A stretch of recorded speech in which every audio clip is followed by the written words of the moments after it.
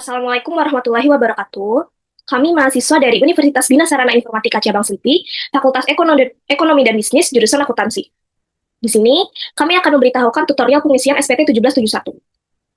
Yang pertama, SPT 1771 adalah surat pemberitahuan tahunan pajak penghasilan untuk wajib pajak badan. Formulir ini digunakan oleh perusahaan atau badan usaha untuk melaporkan penghasilan, biaya, dan perhitungan PPh Truta dalam jangka waktu 1 tahun pajak.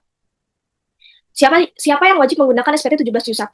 Tentunya adalah wajib pajak badan seperti PT, CV, yayasan, dan koperasi wajib melaporkan SPT tahunan mereka menggunakan formulir 1771.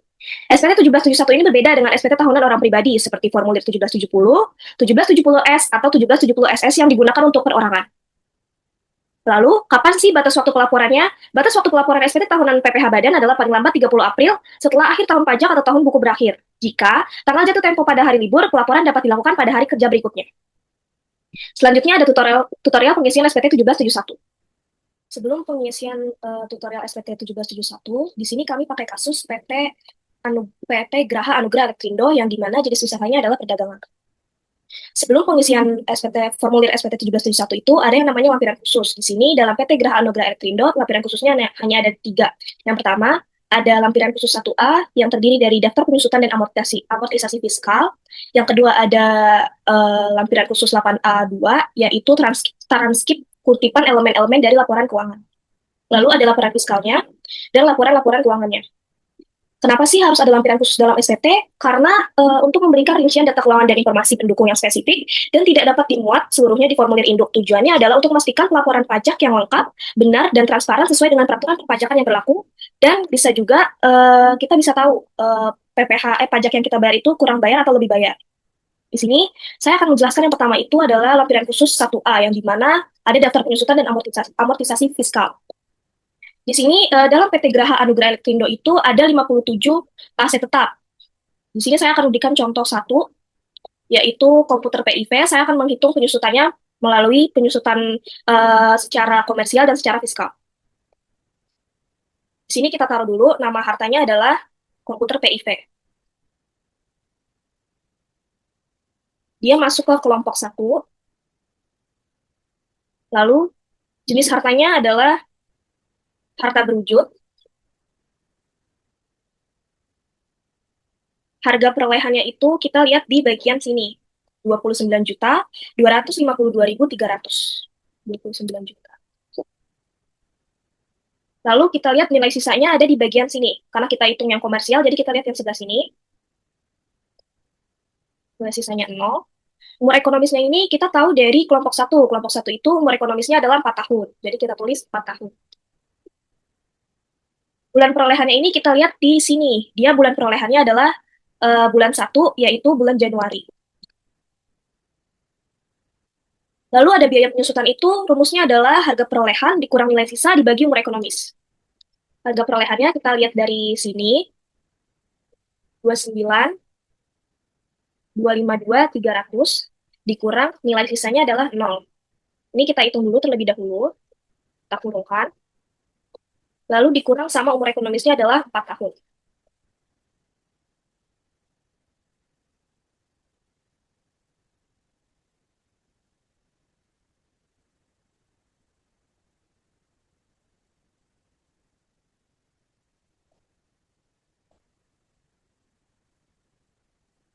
Lalu, habis itu kita buat kotaknya dulu. Ada nomor, periode, harga perolehan, perhitungan beban penyusutan, biaya penyusutan, akumulasi penyusutan, dan nilai buku. Harga perolehan ini, oh ya sebelumnya, penyusutan komersial ini kita pakai metode garis lurus, dan penyusutan fiskal ini kita juga pakai garis lurus.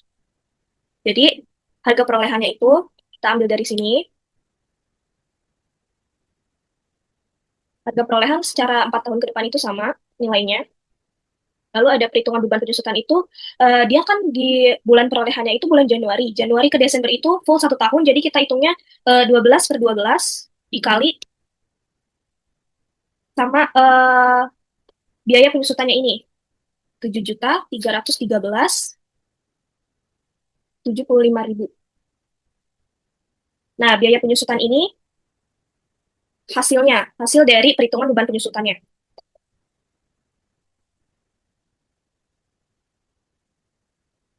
Hasilnya sama ya. Kenapa? Karena 12 per 12 itu kan satu ya. Jadi satu kali 7.313.000, 7.375.000 rupiah. Jadi biaya penyusutannya sama. Lalu ada akumulasinya ini kita ambil dari biaya penyusutan. Nilai buku kita ambil dari harga perolehan dikurang dengan akumulasi penyusutannya. Totalnya jadi 21.939.225.000 rupiah. Karena dia udah full 1 tahun, jadi kita tarik aja ke bawah nih selama 4 tahun. Karena dia sama, full 1 tahun. Selanjutnya ada biaya penyusutannya itu sama. Nah, untuk akumulasi penyusutannya ini kita tambahkan dari tahun pertama ditambah dengan tahun kedua di biaya penyusutannya. Lalu nilai bukunya, harga perolehan dikurang dengan akumulasi penyusutan tahun kedua. Lalu kita tarik aja ke bawah, maka hasilnya 0. Kita cek di sini, dan ternyata benar ya, nilai sisa buku fiskal awal tahunnya itu 0. Lalu untuk perhitungan penyusutan fiskal tahun 2024 itu, dia di sini 0 ya. Kenapa? Karena kan dia tahun perolehannya itu tahun 2005, jadi umur ekonomisnya itu 4 tahun, kelompok 1, jadi 2005, 2006, 2007, 2008, hanya sampai 2008 saja. Maka untuk tahun 2024 itu secara tidak langsung itu sudah habis masa penyusutannya. Jadi di sini hasilnya menjadi 0. Di sini saya akan menjelaskan tentang penyusutan harga berwujud dan kelompok bangunan untuk yang kedua. Nah, cara ngambil datanya itu kita ambil di 1A. Pertama, nama hartanya itu kamera DS. Lalu untuk jenis hartanya itu harta berwujud dengan harga perolehannya ini 14.105.327 dan nilai sisa bukunya itu 7.934.246. Kita pindahkan juga ke sini. Nah, karena dia kelompok 1, jadi umurnya itu 4 tahun, umur ekonomisnya. Dengan bulan perolehan itu bulan April.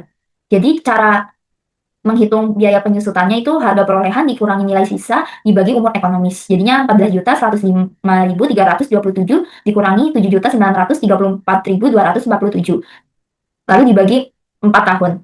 Totalnya 1.542.770 per tahun. Untuk mencari biaya penyusutan tahun 2022 itu bulan perolehan dibagi 1 tahun atau 12 bulan, lalu dikali biaya penyusutan per tahun. Jadinya 9 bulan dibagi 12 dikali 1.542.720. Totalnya 1.157.078. Yang pertama itu periode 2022. Kita isi karena awalnya 2022, lalu harga perolehannya kita pindahkan. Ini yang 14 juta. Nah, untuk perhitungan beban penyusutannya itu sama ya kayak tadi, karena dia dari April ke Desember. Kita pindahkan gitu. Dengan total sama yang tadi 1.157.078. Untuk akumulasi itu sama, kita pindahkan juga. Nah, untuk nilai bukunya itu dari harga perolehan dikurangi akumulasi penyusutan. Totalnya ada 12.948.250. Ini dia periode 2022 untuk bulan April ke Desember. Nah,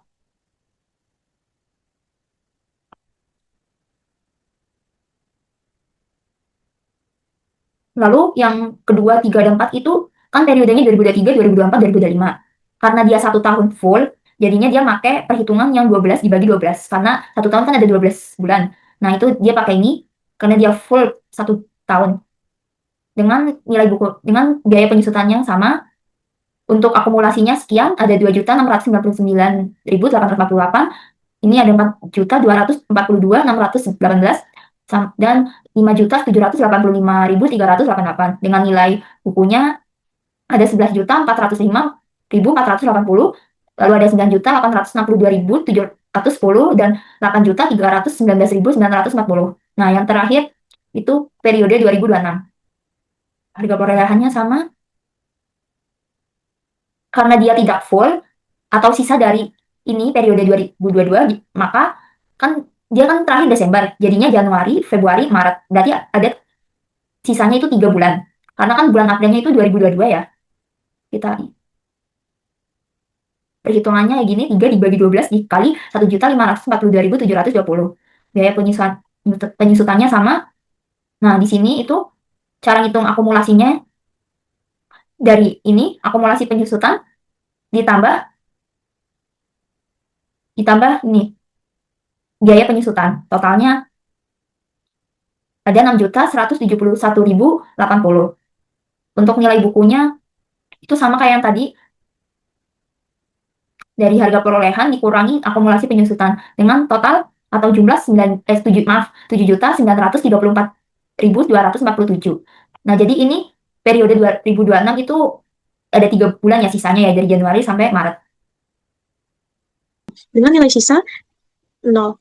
Umur ekonomis 8 tahun, bulan perolehan, bulan September.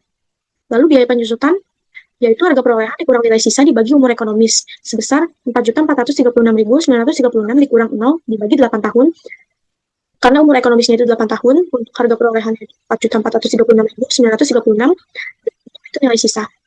Hasil 554.617 per tahun. Untuk biaya penyusutan tahun 2024, bulan perolehan dibagi 1 tahun, yaitu 12 bulan, dikali biaya penyusutan per tahun. 4 itu, dari September ke bulan Desember, yaitu berarti 4 bulan dibagi 12, dikali 554.617 dengan hasil sebesar 184.872 per 9 bulan. Untuk kolom perhitungan penyusutan komersial, ada periode, harga perolehan, perhitungan beban penyusutan, biaya penyusutan, akumulasi penyusutan, dan nilai buku. Untuk periode 1 2024, harga perolehan sebesar 4.436.936. Dengan perhitungan beban penyusutan yaitu 4 dibagi 12 dikali 554.617 dengan biaya penyusutan dan mendapatkan biaya penyusutan sebesar 184.872 dengan akumulasi penyusutan sebesar 184.872. Lalu nilai buku sebesar 4.252.064. Nilai buku itu didapatkan dari harga perolehan sebesar 4.436.936 dikurang dengan biaya penyusutan sebesar 184.872, maka diperoleh nilai buku sebesar 4.252.064.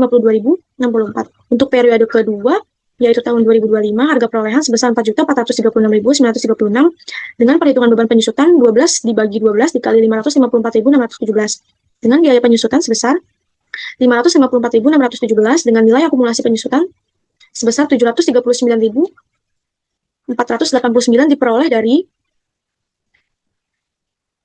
184.872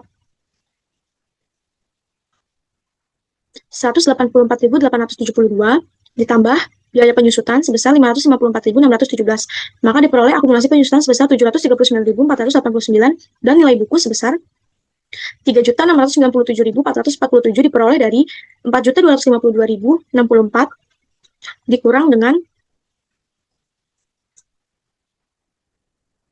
554.617. Untuk periode 2026, harga perolehan sebesar 4.136.936 dengan perhitungan beban penyusutan yaitu 12 dibagi 12 dikali 554.617 dengan biaya penyusutan sebesar 554.617 dengan akumulasi penyusutan sebesar 1.294.106. Ini diperoleh dengan cara 739 di 489.000 ditambah 554.617. Lalu diperoleh nilai buku sebesar 3.142.830. Hasil nilai buku ini diperoleh dari 3.697.447 dikurang 554.617. Lalu untuk tahun periode 2027, 2028, 2029 sampai dengan 2031, kita menggunakan cara yang sama, yaitu biaya penyusutan sebesar 500 untuk tahun 2027, biaya penyusutan sebesar 554.679.000 dengan akumulasi penyusutan sebesar 1.848.723 diperoleh dari 129.406 dijumlah tambah dengan 554.617, maka didapatlah hasil akumulasi penyusutan sebesar 1.848.723 dengan nilai buku sebesar 2.588.213 diperoleh dari 3.142.830 dikurang 554.617. Untuk periode 2018, biaya penyusutan sebesar 554.617 dengan akumulasi penyusutan sebesar 2.403.340 didapat dari 1.848.723 ditambah dengan 554.617. Lalu untuk nilai buku sebesar 2.033.596 diperoleh dari 2.588.213 dikurang dengan 554.617. Untuk tahun 2029, biaya penyusutan sebesar 554.617 dengan akumulasi penyusutan sebesar 2.957.957 diperoleh dari 2.403.340 dijumlah dengan 554.617, maka diperoleh nilai buku sebesar 1.478.979 diperoleh dari 2.033.596 dikurang 554.617. Untuk tahun 2030 biaya penyusutan sebesar 554.617 dengan akumulasi penyusutan sebesar 3.512 tambah 574.000 didapat dari 2.957 sekian ditambah dengan 554.617 dengan nilai buku sebesar 924.362 didapat dari 1.478.000 sekian dikurang dengan 554.617, maka diperoleh hasil seperti ini. Untuk biaya penyusutan tahun 2031 sebesar 554.617 dengan akumulasi penyusutan sebesar 4.067.191 diperoleh dari 3.512.574 ditambah 554.617, maka diperoleh akumulasi penyusutan sebesar ini dengan nilai buku sebesar 369.745 diperoleh dari 924.362 dikurang dengan 554.617. Untuk periode 2032 sebesar 369.745. Ini didapat dari 8 dibagi 12 dikali 554.617. 8 karena dari bulan Januari sampai dengan Agustus, maka diperoleh akumulasi penyusutan sebesar 4.436.936 didapat dari 4.067.000 sekian dijumlah dengan 369.745 diperoleh hasil seperti ini.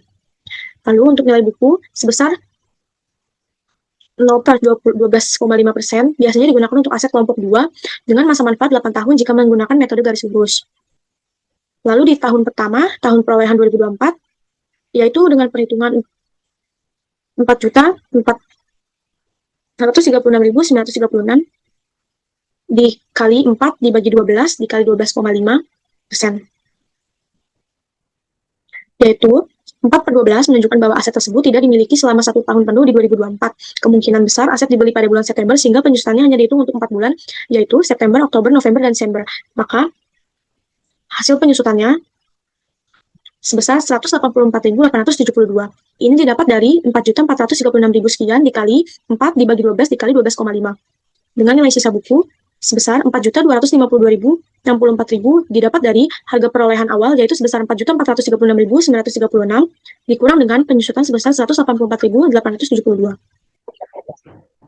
Di sini saya akan menjelaskan lampiran khusus SPT Tahunan Pajak Penghasilan Wajib Pajak Badan Tahun Pajak 2024 Daftar Penyusutan dan Amortisasi Fiskal. Itu saya akan menjelaskan bagian harta berwujud, jenis hartanya renovasi bangunan nomor 52 kelompok bangunan permanen. Di sini saya akan menjelaskan perhitungan penyusutan atau amortisasi komersial dan fiskal dalam metode garis lurus. Di sini kita tulis nama hartanya yaitu renovasi bangunan permanen. Terus jenis hartanya kita bisa tulis itu, lihat di sini. Ini kelompok bangunan. Kita tulis kelompok bangunan. Harga perolehannya kita bisa lihat di sini, lampiran 1A. Itu sebesar 2.517.900.000. Terus di sini.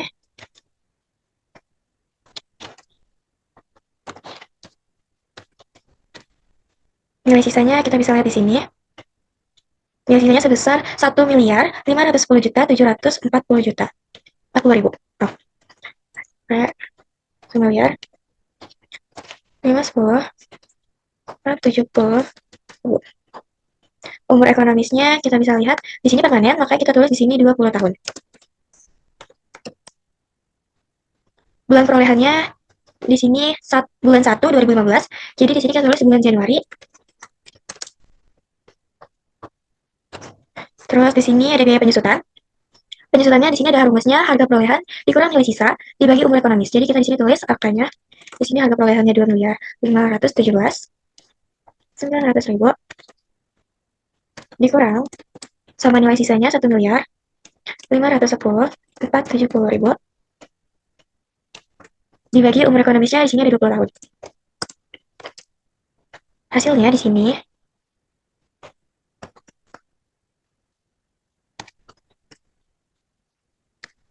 di sini hasilnya ada 50.358.000 per tahun. Selanjutnya kita membuat tabel penyusutan komersial. Di sini ada bagian tabelnya, ada nomor, periode, harga perolehan, perhitungan beban penyusutan, biaya penyusutan, akumulasi penyusutan, dan nilai buku.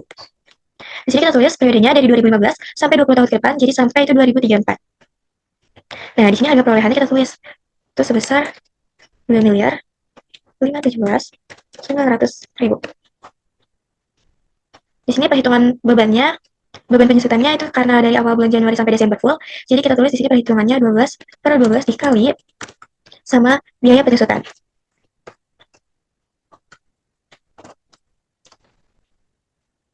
Di sini hasil dari perhitungan beban penyusutan yaitu sebesar 50 juta 358.000. Nah, di sini akumulasi penyusutannya kita ambil dari sini. Nilai bukunya kita bisa hitung dari harga perolehan dikurang sama biaya penyusutan. Nah, hasil nilai bukunya itu sebesar 2.467.542.000. Itu pada tahun 2015. Nah, tahun selanjutnya itu sama. Nah, tahun selanjutnya sama, jadi kita tinggal turunin. Di sini kita perhitungannya juga sama karena dari bulan Januari sampai Desember itu full, itu ke 20 tahun ke depan. Jadi di sini kita tulisnya sama. Terus di sini biaya penyusutannya sama.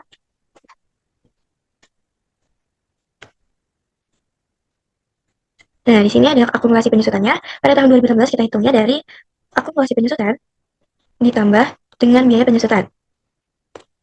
Nah, di sini hasilnya 100.716.000. Nilai bukunya kita ambil dari nilai buku dikurang dengan biaya penyusutan.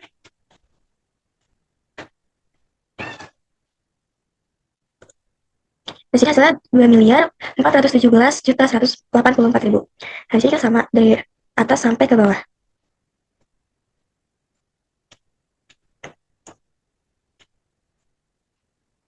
Kita tinggal turunin sampai ke 20 tahun ke depannya.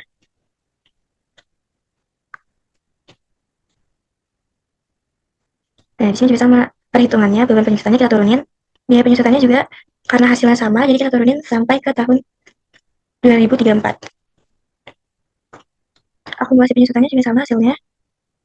Nah, di sini hasil akumulasi penyusutannya 1.007.160.000. Jadi nilai bukunya kita turunin. Kita tarik. Nah, di sini hasil sisa nilai bukunya itu 1.510.740.000. Tampilan satwa. Nah, nilai sisa buku ini sama kayak hasil dari penyusutan ini. Hasilnya sama 1.510.740.000.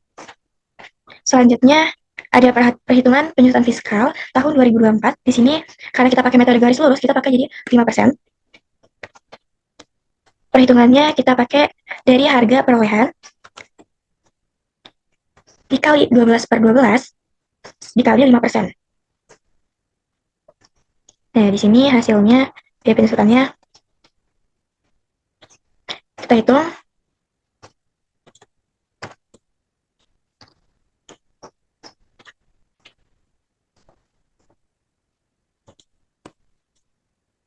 Nah, di sini hasilnya itu 25.089.000. Nah, nilai sisa buku ini, totalnya nilai sisa buku pada tahun 2015 itu 2.392.005.000. Nah, sebelumnya di sini kita menghitung perhitungan penyusutan fiskal tahun 2024. Jadi, tahun perolehan di sini tabelnya ada nomor, tahun perolehan, tarif, perhitungan, penyusutan, nilai sisa buku. Sini kita tulis karena di sini sampai 2024. Karena di sini 2024, jadi di sini ada 2000. Kita pilih jadi 2024. Terus 20 tahun ke depannya itu jadi 2034. Nah, ini tarifnya dari tahun 2015 sampai 20 tahun ke depan itu sama. Nah, perhitungannya juga sama dari sampai 20 tahun ke depan. Nah, di sini penyusutannya karena hasilnya sama, jadi kita tarik sampai ke bawah. Nilai sisa buku ini kita ambil, kita hitung lagi ya, dari yang tahun selanjutnya, kita hitung dari nilai sisa buku dikurang sama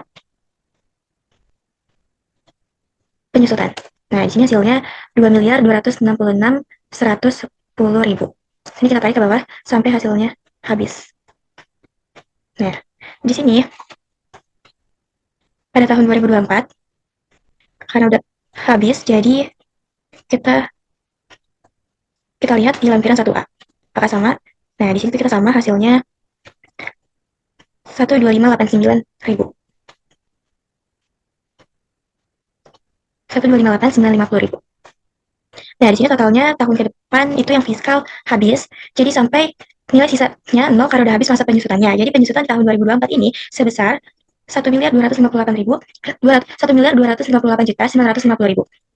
Selanjutnya masuk ke lampiran 8A2, yang dimana di sini ada transkrip kutipan elemen-elemen dari laporan keuangan. Di sini ada elemen dari neraca, terus ada elemen dari laporan laba rugi, yang terakhir ada elemen transaksi dengan pihak-pihak yang punya hubungan istimewa sesuai dengan PSAK nomor 7. Di sini sebenarnya kita tinggal ambil aja dari laporan neraca maupun laporan laba rugi. Nah, karena PT Graha Anugrah Elektrindo ini tidak ada hubungan dengan pihak-pihak yang punya hubungan istimewa, maka dikosongkan saja di bagian 3 ini. Selanjutnya di sini ada laporan fiskal, yang dimana laporan fiskal ini termasuk ke dalam lampiran khusus juga. Jadi laporan fiskal ini ada laba sebelum pajaknya itu kita dapat dari laba rugi. Nih, 3664. Ini tinggal dimasukin aja. Terus ada yang namanya koreksi positif. Koreksi positifnya ada 4. Biaya penyusutan bangunan, biaya pajak, biaya lain-lain, biaya bunga pinjaman. Biaya penyusutan bangunan ini sebesar 125.895.000 rupiah. Ini kita ambil dari laporan 1A. Di sini selisihnya itu 125.895.000 rupiah. Karena dia penyusutan fiskalnya itu lebih kecil dari penyusutan komersial, maka kita koreksi positif penyusutannya. Taruh sini, terus ada biaya pajak sebesar 31 juta sekian, biaya lain-lain sebesar 1 juta sekian, dan biaya bunga pinjaman ini kita lihat dari laporan 1A, lampiran 1A, lampiran 1 nomor 5L. Di sini, dia itu penyesuaian fiskal positif lainnya, sebesar 1 miliar sekian, dan ada selisih penyusutan komersial di atas penyusutan fiskal itu. Hasil yang ini, tadi itu didapatnya dari sini nih, biaya penyusutan bangunan, jadi kita masukkan ke sini, dan penyesuaian fiskal positif lainnya itu didapat dari sini, 31 juta sekian, 1 juta sekian, ditambah dengan biaya bunga pinjamannya. Selanjutnya ada koreksi negatif, di sini ada 2, yaitu pendapatan jasa giro sama pendapatan bunga deposito, sebesar 19 juta sekian dan 92 juta sekian. Lalu ada penambahan rekonsiliasi fiskal ini, total dari semuanya ini koreksinya. Terus ada laba setelah rekonsiliasi fiskal, dia dari sini, dari laba sebelum pajak, ditambah dengan penambahan rekonsiliasi fiskal. Terus ada PKP-nya ini kita bulatkan dari total yang laba setelah rekonsiliasi fiskal, itu kita bulatkan menjadi 4.840.779.000 rupiah. Untuk tarif PPh-nya itu 22%, karena kita PPh badan ya, jadi 22%, dikali dengan PKP-nya, 4.840.779.000 rupiah, maka total hasilnya yaitu 1 miliar sekian. Lalu ada pajak penghasilannya ini dikurangi dengan uang muka PPh 23, PPh 22, dan uang muka PPh 25. Maka totalnya adalah sebesar 2.406.556.000 rupiah. Kenapa kurang bayar? Karena seharusnya PPh yang kita bayarkan itu sebesar 1 miliar, dan kita hanya bayar sebesar 2 juta saja. Karena sudah dikurangi dengan uang muka yang ada nih, uang muka PPh 23, 22, dan 25. Lalu kita buat di sini ada yang namanya rekonsiliasi fiskal. Di sini ada kolomnya, yang pertama itu ada kolom nomor, deskripsi, komersial, koreksi fiskal positif negatif, dan ada fiskalnya. Untuk deskripsi dan komersial ini kita ambil dari laporan laba rugi. Dari sini, kita tinggal pindahkan saja. Sini, ini sudah saya pindahkan. Lalu kita masukkan koreksi fiskalnya, sorry. Sini kita lihat koreksi fiskal pertama ada koreksi positif, yaitu biaya penyusutan bangunan. Kita masukkan di koreksi positif sebesar 125.895.000 rupiah. Di sini, 125, sorry. Oh, gitu ya. Nah, karena dia biaya ya, jadi kalau misalkan biaya itu kalau dikoreksi positif, maka hasil fiskalnya itu menjadi dikurang gitu. Jadi dari komersial, kalau dia positif maka dikurang. Jadi 518.330.000 dikurang dengan 125.895.000 rupiah, maka hasilnya di fiskal menjadi 392.435.000 rupiah. Selanjutnya ada biaya pajak. Kita masukkan di sini. Dia koreksi positif. Hasilnya kita ambil dari sini. Nah, sama ya. Jadi kalau komersial itu dia kalau positif jadi berkurang gitu. Kalau dia biaya, kalau penyusutannya koreksi positif maka dikurang hasil di fiskalnya. Lalu ada selanjutnya koreksi positif biaya lain-lain. Kita masukkan di sini. Nah, hasilnya maka 0 ya, karena dia di komersialnya itu sebesar 1.344.923.000 rupiah. Kurang di koreksi positifnya, maka hasilnya 0. Lalu koreksi positif yang terakhir itu ada biaya bunga pinjaman. Nah, di sini, dia itu kan kosong ya. Di komersialnya itu, di laporan laba rugi itu, biaya bunga pinjaman itu tidak ada. Tapi, di laporan fiskal itu, dia ada namanya koreksi positif. Jadi, kita lihat dari lampiran 1 itu, yang tadi saya bilang, lampiran 1 itu nomor 5L, di sini kan nominal penyesuaian fiskal positif lainnya itu kan sebesar 1.163.220.601 rupiah. Jadi kita kurangkan saja dengan dengan koreksi positif yang lainnya. Nih, kita coba di sini ya. Tadi sebesar 1.163, sorry, 220.601.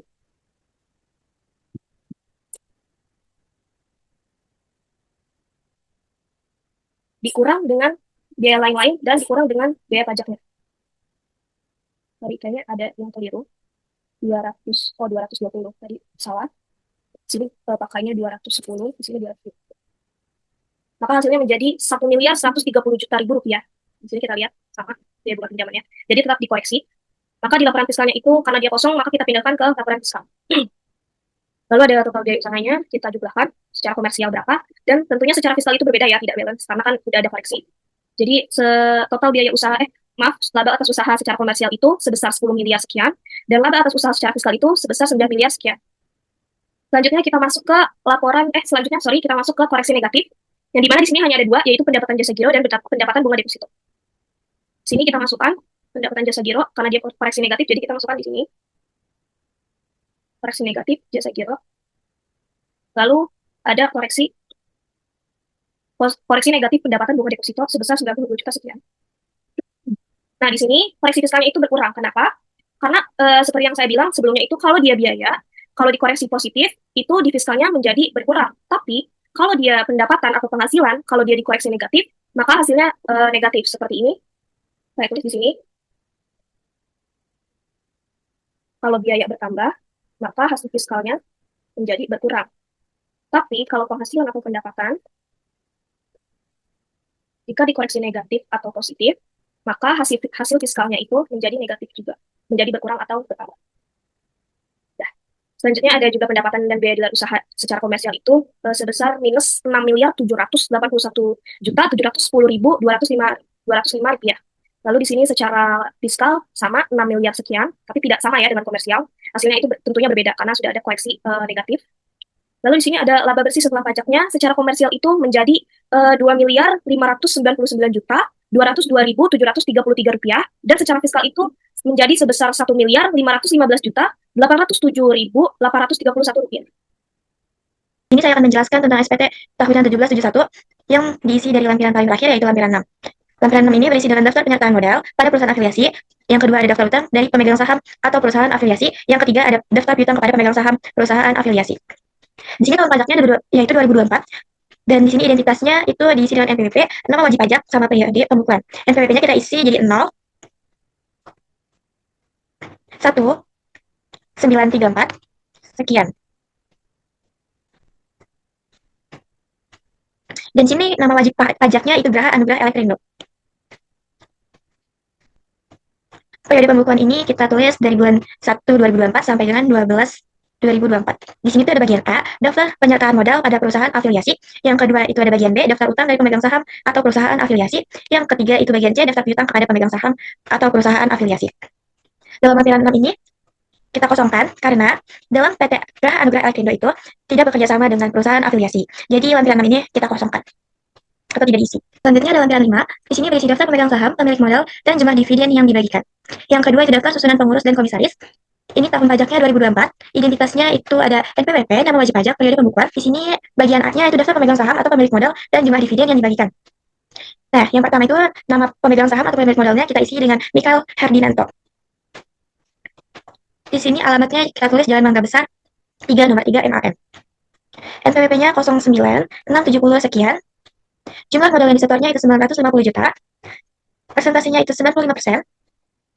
Dividennya 0 karena dia tidak menyetor kepada perusahaan. Di sini yang kedua, itu kita tulis Florentina Limanto. Alamatnya Jalan Mangga Besar 3 nomor 3 MAN. NPWP-nya 09670 sekian. Jumlah modal yang disetornya itu sebesar 50 juta. Persentasenya 5%. Dividennya 0 karena selanjutnya ada bagian B, yaitu daftar susunan pengurus dan komisaris.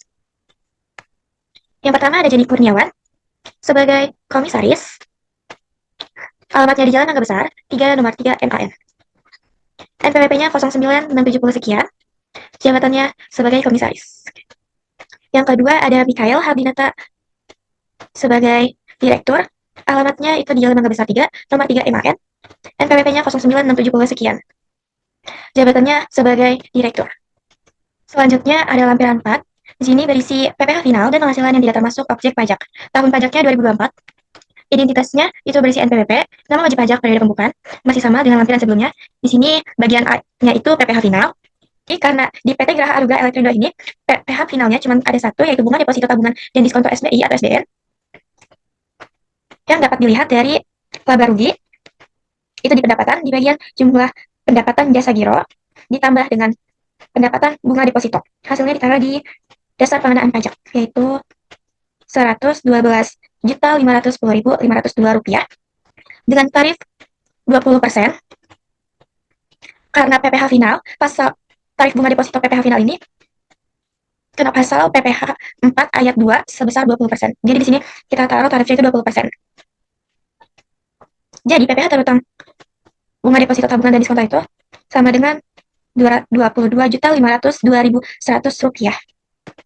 Dan karena ini kosong, harus satu, maka ini kita kosongkan. Dan di sini jumlah bagian A-nya itu sama dengan 22.502.100 rupiah. Bagian B, penghasilan yang tidak termasuk objek pajak.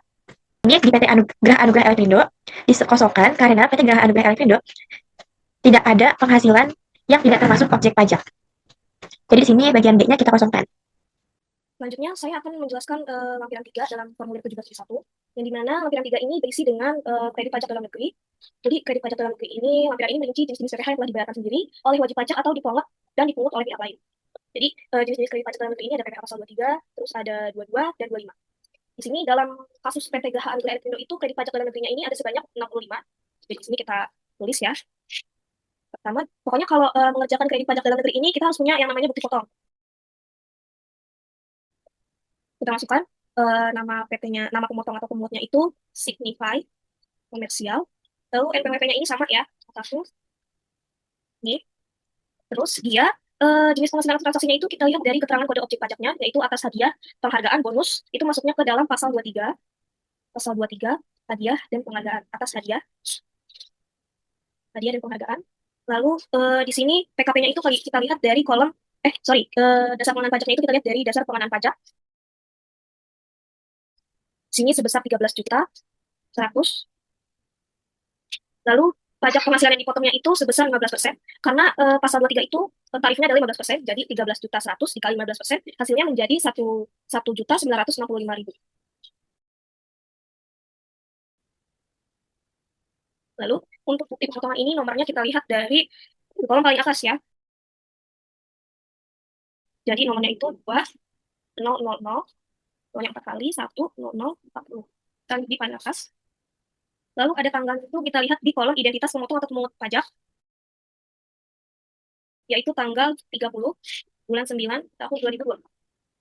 Seperti ini ya cara tutorial pengisian kredit pajak dalam negeri di lampiran 3 SPT 1771, yang dimana kita harus melihat dulu dari laporan bukti pemotongannya dulu.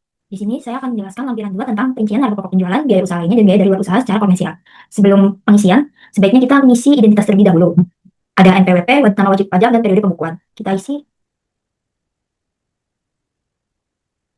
NPWP-nya 01934 sekian, lalu nama wajib pajaknya Graha Anugrah Elektrindo, dan periode pembukuan kita isi dari Januari sampai Desember 2024 dalam 1 tahun. Nah, sebelum perincian, di sini ada kolom harga pokok, penjualan, biaya usaha lainnya, dan biaya dari luar usaha. Nah, cara lihat angkanya itu kita ambil dari laporan biaya usaha dan laba rugi. Nah, yang pertama kita ke pembelian bahan atau barang dagangan. Itu masuk ke harga pokok penjualan atau HPP. Jadinya kita lihat di laba rugi. Yang termasuk itu ada pembelian impor, dan retur pembelian. Jadinya pembelian ditambah pembelian impor dikurangi retur pembelian. Kita pindahkan dan jumlahkan hasilnya 159.083.201.684 rupiah. Lalu kita pindahkan sini jumlahnya. Sama. Yang kedua ada gaji, upah, bonus, gratifikasi, honorarium, THR, DSB. Nah ini masuk ke biaya usaha lainnya. Kita lihat di laporan. Itu ada gaji, THR, JKK, dan JKDK. Jadinya gaji ditambah THR, ditambah JKK, ditambah JKDK. Totalnya kita masukkan sini. Jadinya 1.412.301.172. Jumlahnya sama. Lalu yang ketiga ada biaya transportasi. Itu masuk ke biaya usaha lainnya. Kita lihat di laporan biaya usaha lainnya. Nah, yang masuk itu ada biaya tol, bensin, dan parkir. Kita pindahkan. Hasilnya 312.069.595. Untuk jumlah sama. Lalu yang keempat ada biaya penyusutan dan amortisasi. Nah, itu masuk juga ke biaya usaha lainnya. Kita lihat di laporan biaya usaha. Di sini yang termasuk itu ada biaya penyusutan bangunan, beban penyusutan kendaraan, beban penyusutan inventaris. Jadinya bangunan ditambah kendaraan ditambah inventaris. Jumlahnya 759.142.249. Kita pindahkan juga ke sini jumlahnya. Nah, yang kelima ada biaya sewa. Itu ada di harga pokok penjualan dan biaya usaha lainnya. Yang pertama itu harga pokok penjualan. Kita lihat di laba rugi. Di sini ada biaya sewa counter, biaya sewa servis. Jadinya biaya sewa counter ditambah biaya sewa servis. Ditambahkan hasilnya 171.904.400. Yang biaya usaha lainnya itu kita lihat di biaya laporan biaya usaha lainnya. Di sini yang termasuk itu cuma biaya sewa. Kita pindahkan sini. Ada 342.866.346. Kita total yang harga pokok penjualan ditambah biaya usaha lainnya. Jumlahnya ada 514.744.903.435. Lalu yang keenam ada bunga pinjaman. Ini masuk ke biaya dari luar usaha. Kita lihat di laba ruginya. Adanya biaya bunga bank. Kita pindahkan. Hasilnya 10.774.903.435. Jumlahnya sama. Lalu yang ketujuh ada biaya sehubungan dengan jasa. Di sini itu masuk ke biaya usaha lainnya. Kita lihat di laporan biaya usaha. Yang termasuk itu ada tenaga ahli, kebersihan, manajemen fee, dan iklan. Kita jumlahkan semuanya. Hasilnya ada 1.225.617.496. Kita pindahkan ke jumlahnya sini sama. Nah, untuk yang nomor 8, 9, 10, yang biaya piutang tak tertagih, biaya royalti, dan biaya pemasaran atau promosi itu tidak ada ya di laporan biaya usaha atau laba rugi. Lalu yang ke-11 itu ada biaya lainnya. Nah, ini masuk ke semua bagan, ada harga pokok penjualan, biaya usaha lainnya, dan biaya dari luar usaha. Yang pertama, HPP-nya kita lihat di laba rugi. Yang termasuk itu ada biaya telepon, biaya masuk, forwarder. Kita jumlahkan semuanya, hasilnya 211.290.092. Lalu yang biaya usaha lainnya itu di laporan biaya usaha. Nah, itu sisanya ya. Berarti ada JHT, retribusi, biaya listrik, telepon, ATK, keperluan kantor, ribet, surat dan izin, pos dan materai, pemeliharaan perbaikan kendaraan, peralatan kantor, biaya angkut dan kirim, biaya asuransi, lain-lain, dan pajak. Kita jumlahkan semuanya. Totalnya ada 723.878.910. Ada biaya dari luar usaha. Nah, di sini kita lihat di laba rugi. Itu yang termasuk ada biaya administrasi bank, biaya bunga leasing, dan biaya reimburse. Kita jumlahkan. Totalnya ada 1.1.765.070. Lalu yang 12 ada persediaan awal masuk ke HPP. Nah, lihat laba ruginya. Persediaan awal. Nih, kita pindahkan. Ini. Kita pindah. Ada 135.991.956.778. Kita pindahkan juga ke jumlah. Oh iya, untuk biaya lainnya itu juga ya ditambah HPP, biaya usaha lainnya, dan biaya luar usaha. Hasilnya itu ada 1.936.934.072. Lalu yang terakhir ada persediaan akhir. Kita lihat juga di HPP atau laba rugi. Segini kita pindahkan.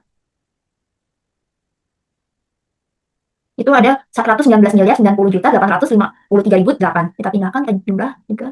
Nah, setelah selesai semua dipindahkan, kita jumlah. Untuk penjumlahan itu dari pembelian bahan atau barang dagangan sampai persediaan awal ditambah semua, lalu dikurangi persediaan akhir. Jadinya untuk harga pokok penjualan, pembelian bahan atau barang dagangan, ditambah gaji upah bonus gratifikasi honorarium THDSB, ditambah biaya transportasi, ditambah biaya penyusutan dan amortisasi, ditambah biaya sewa, ditambah biaya bunga, ditambah biaya sumbangan dengan jasa, ditambah piutang tak tertagih, ditambah royalti, ditambah pemasaran atau promosi, ditambah lainnya, dan ditambah awal. Lalu dikurangi persediaan akhir dengan jumlah dengan total atau jumlah 176.367.499.246. Untuk biaya usaha lainnya itu sama ya, di total semua dari pembelian sampai persediaan awal lalu dikurangi persediaan akhir dengan jumlah atau total 4.775.875.768. Lalu untuk biaya dari luar usaha sama dengan jumlah atau total 11.776.668.505. Untuk yang jumlah juga sama, dijumlahkan semua lalu dikurangi persediaan akhir dengan jumlah 192.920.043.519. Nah, itu dia cara mengisi lampiran 2 tentang perincian harga pokok penjualan, biaya usaha lainnya, dan biaya dari luar usaha secara komersial. Satu. Kita wajib mengisi identitas yang berisi NPWP, kita isi dengan 01934 sekian. Lalu ada nama wajib pajak, kita isi dengan Geraha Anugerah Elektrindo. Lalu ada periode pembukuan. Untuk nomor 1, yang pertama itu ada penghasilan atau komersial dalam negeri. 1A, peredaran usaha sebesar 191.589 juta sekian. 1B, harga pokok penjualan sebesar 176.367 juta sekian. 1C, biaya usaha lainnya sebesar 4.775.875 sekian. Ini didapat dari laporan laba rugi. Lalu 1D, penghasilan neto dari usaha sebesar 10.445.884 didapat dari 1A dikurang 1B dikurang 1C. 1E, penghasilan dari luar usaha sebesar 4.994.958 sekian didapat dari laporan laba rugi dengan menjumlah semua pendapatan. Maka akan mendapatkan hasil 4.994.958. 1F, biaya dari luar usaha sebesar 11.776.668 didapat dari laporan laba rugi dengan menjumlah semua biaya-biaya, maka akan mendapatkan hasil 11.776.668 sekian. 1G, penghasilan neto dari luar usaha sebesar 6.781.710. Ini didapat dari kita mengurangkan 1E, yaitu penghasilan dari luar usaha, kita kurang dengan 1F, yaitu biaya dari luar usaha, maka akan mendapatkan hasil 6.781.710. 1H, yaitu jumlah sebesar 3.664.174 sekian. Ini didapat dari 1D ditambah dengan 1G, yaitu 1D penghasilan neto dari usaha dijumlah dengan 1G penghasilan neto dari luar usaha. Untuk nomor 2, ada penghasilan neto komersial luar negeri sebesar 0. Untuk nomor 3, jumlah penghasilan neto komersial sebesar 3.664.174 sekian. Untuk nomor 4, penghasilan yang dikenakan PPh final dan yang tidak termasuk objek pajak sebesar 112.510 juta sekian. Untuk nomor 5, ada penyesuaian fiskal positif 5A, yaitu biaya yang dibebankan atau dikeluarkan untuk kepentingan pemegang saham sekutu atau anggota sebesar 0. Untuk 5B, pembentukan atau pemupukan dana cadangan sebesar 0. Untuk 5C, penggantian atau imbalan pekerjaan atau jasa dalam bentuk natura dan kenikmatan sebesar 0. Untuk 5D, jumlah yang melebihi kewajaran yang dibayarkan kepada pemegang saham atau pihak yang mempunyai hubungan istimewa sebesar 0. Untuk 5E, harta yang dihibahkan bantuan atau sumbangan sebesar 0. Untuk 5F, pajak penghasilan sebesar 0. Untuk 5G, gaji yang dibayarkan kepada anggota persekutuan sebesar 0. Untuk 5H, sanksi administrasi sebesar 0. Untuk 5I, selisih penyusutan komersial di atas penyusutan fiskal sebesar 125.895.000. Untuk 5J, selisih amortisasi komersial di atas amortisasi fiskal sebesar 0. Untuk 5K, biaya ditangguhkan pengakuannya sebesar 0. Untuk 5I, penyesuaian fiskal positif sebesar 1.163.220 sekian. Ini didapat dari laporan fiskal dengan kita menjumlah biaya pajak ditambah dengan biaya lain-lain lalu ditambah biaya bunga pinjaman. Maka akan mendapatkan hasil 1.163.220 sekian. Untuk 5M, jumlah sebesar 1.289.115 sekian. Ini didapat dari 5A sampai dengan 5I. Lalu untuk nomor 6, penyesuaian fiskal negatif. Untuk 6A, selisih penyusutan komersial di bawah penyusutan fiskal diisi sebesar 0. Untuk 6B, selisih amortisasi komersial di bawah amortisasi fiskal sebesar 0. Untuk 6C, penghasilan yang ditangguhkan pengakuannya sebesar 0. Untuk 6D, penyesuaian fiskal negatif sebesar 0. Untuk 6E, jumlah sebesar 0. Untuk nomor 7, ada fasilitas penanaman modal berupa pengurangan penghasilan neto. Untuk nomor 7B, sebesar 0. Untuk nomor 8, penghasilan neto fiskal sebesar 4.840.779 sekian. Ini didapat dari nomor 3, hasil nomor 3, yaitu 3.664.174 sekian, dikurang 112.510, lalu ditambah hasil yang dari 5M ini sebesar 1.289.115, lalu dikurang hasil dari 6E, dan dikurang hasil 7B, maka akan mendapatkan hasil penghasilan neto fiskal sebesar 4.840.779 sekian. Untuk lanjutan formulir 1771. Nomor 14 ada A, penghasilan yang menjadi dasar penghitungan angsuran sebesar 4.840.779. B, kompensasi kerugian fiskal sebesar 0. C, penghasilan kena pajak sebesar 4.840.779 didapat dari laporan fiskal, yaitu penghasilan kena pajak sebesar 4.840.779. Ada D, PPh yang terutang sebesar 1.064.971.380 didapat dari laporan fiskal tarif PPh 22% dikali 4.840.779 dengan hasil 1.064.971.380. Kredit pajak tahun pajak sebesar 940.091.348 didapat dari lampiran 3 yaitu kredit pajak dalam negeri dengan jumlah 940.091.348. PPh yang harus dibayar sendiri sebesar 124.880.32 didapat dari 14D yaitu 1.064.971.380 dikurang dengan 14E yaitu 940.091.348 dengan hasil 124.880.32. PPh pasal 25 sebesar 10.406.669 yaitu didapat dari 1 dibagi 12 dikali 124.880.32 dengan hasil 10.406.669.000. Lalu ada dalam nomor 15 yang A, PPh final sebesar 22.502.100 diisi dari formulir 17714 jumlah bagian A kolom 5. Di lampiran 1771 lampiran 4 ada bagian A PPh final di kolom 5 yaitu PPh terutang sebesar 22.502.100. Bagian B, penghasilan yang tidak termasuk objek pajak penghasilan bruto diisi dengan 0. Lalu ada nomor 16, yaitu pernyataan transaksi dalam hubungan. Ini kita checklist di bagian B, yaitu tidak ada transaksi dalam hubungan istimewa. Ini bisa kita lihat di lampiran 8A, di lampiran 8A strip 2, yaitu elemen 3, transaksi dengan pihak-pihak yang mempunyai hubungan istimewa sesuai dengan PSAK nomor 7. Lalu nomor 17 ada lampiran, selain lampiran-lampiran 1771, 17712, 17713, 17713, 17714, 17715, dan 17716. Bersama ini lampiran pula, ini kita checklist yaitu A, surat setoran pajak lembar ketiga, PPh pasal 29, lalu B, laporan keuangan, C, transkrip kutipan elemen-elemen dari laporan keuangan, lalu yang terakhir ada D, daftar penyusutan dan amortisasi fiskal. Lalu setelah itu ada pernyataan, di bagian pernyataan ini kita isi di bagian A yaitu wajib pajak. Lalu ada C, diisi dengan tempat yaitu Jakarta, tanggal 22 bulan 4 tahun 2025.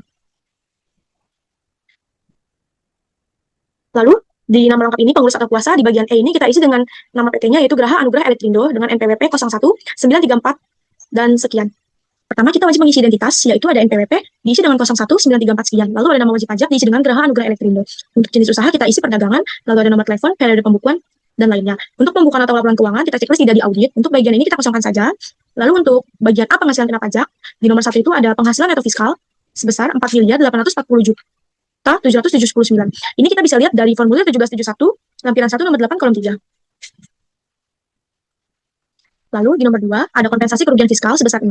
Di nomor 3 ada penghasilan kena pajak sebesar 4.840.779.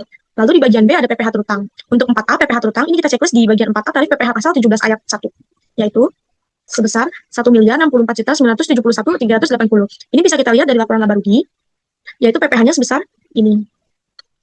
Lalu untuk nomor 5, pengembalian atau pengurangan kredit pajak luar negeri sebesar 0. Untuk 6, jumlah PPh terutang sebesar 1.064.971.380.